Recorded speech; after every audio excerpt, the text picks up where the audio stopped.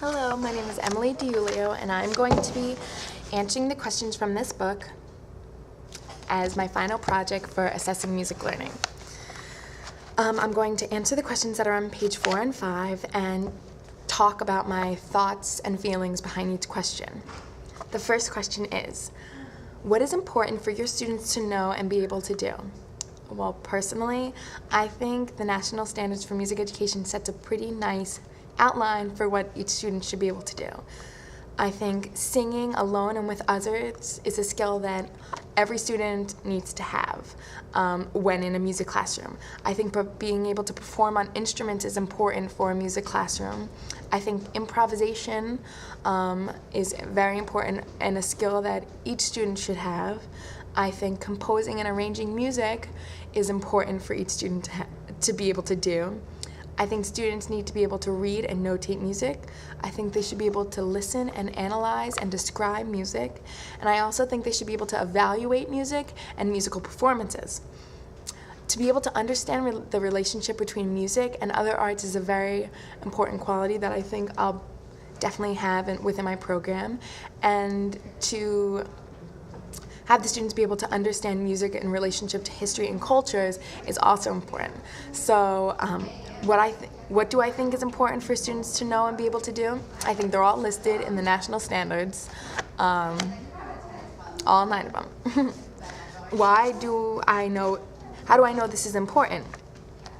Well, that's an important question. I know it's important because it's the 9 standards that music teachers around the world have developed over time to be the 9 national standards.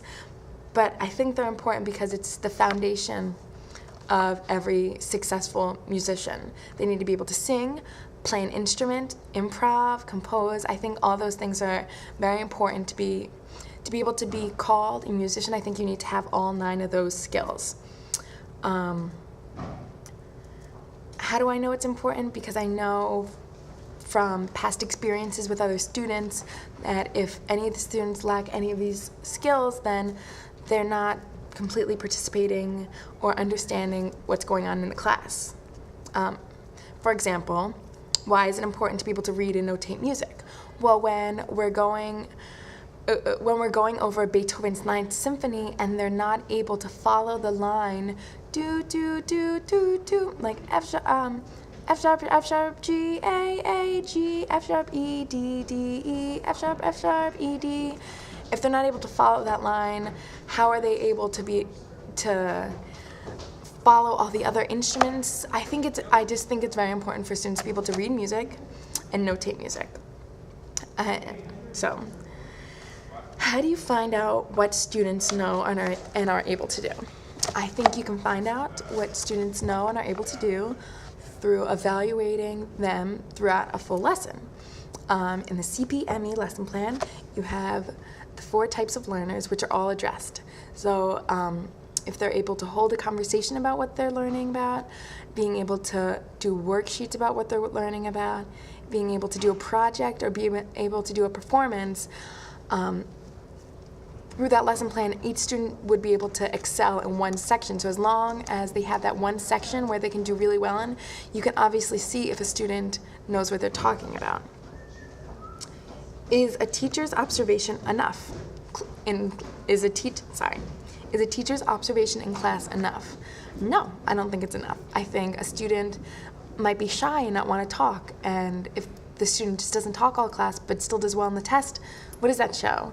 And if a student likes to perform but it doesn't do well in the test, and if the student still is a good musician. So I don't think a teacher observation is enough by any stretch of the imagination.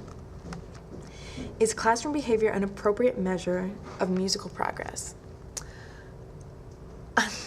Do I think behavior and musical progress are associated? No. I think a student's behavior in class has a lot of other aspects and issues that need to be dealt with rather than the assessment of their learning. I think that if a student is out of control and rowdy, obviously they're they're not participating in what they're supposed to be doing, they're not having good group dynamics if they're working in a project, they're not communicating with the teacher in a good way. Do I think that is appropriate measure of musical progress? No, because the student might be the next Beethoven, but just because he talks out of line and is disruptive doesn't mean he's not a brilliant musician. Do your personal beliefs about assessment coincide with your assessment practices? Yes. My personal beliefs is that if you follow the CPME lesson plan, you will be able to evaluate each student in your classroom, no matter what learning type, no matter what hemisphere they learn best in. It's being able to connect to each student is important, and you aren't able to assess a student's learning if you just test them or have worksheets for them to do. Because if the student who the type 3 learner might not do well on the test, but the type 2 learner might not do well in the performance. So you have to even it out and understand where everyone's coming from. So do I think my assessment, my personal belief about assessment coincide with my assessment practices? Yes, I do think that every student needs a chance to show what they have learned, and that they're able to do that through the CPME lesson plan model. Is a personal philosophy of assessment even necessary? Yes, I think a personal philosophy of assessment is necessary. I think that a personal philosophy of everything that a teacher does is necessary. I think a teacher needs to be conscious of what they're doing, how they're doing it, and why they're doing it, or it might just come off as nothing, it might have no meaning behind it. If I'm giving this test to the class just because, all right, well, I need some grades in my grade book, is that okay? No, because, well, they don't have a philosophy of assessment, but, this is their assessment skill, and, okay, so I'll give a test here, and maybe I'll make them do a performance here. No, that won't work, because some students just don't learn like that. So you have to have a core philosophy of what you're going to do every single time you grade something, to be able to have what's the word I'm looking for?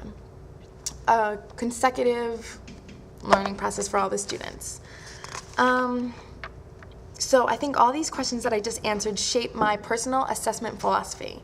I think the national standards pretty sum up exactly what I think is important for the students are able to learn, and how do I know it's important? Because I know that's what's written out on stone. So I think that's what's important. How do you find out what the students know and are able to do? Through the CPME lesson plan, you're able to reach all 4 different learning styles, and then you're in turn able to see what every student can do. Is teacher observation enough? No. Is classroom behavior an appropriate measure of musical progress? No. Do your personal beliefs of assessment coincide with your assessment practices? Yes. And is a personal philosophy of assessment even necessary? Yes, I do think a personal philosophy of assessment is necessary.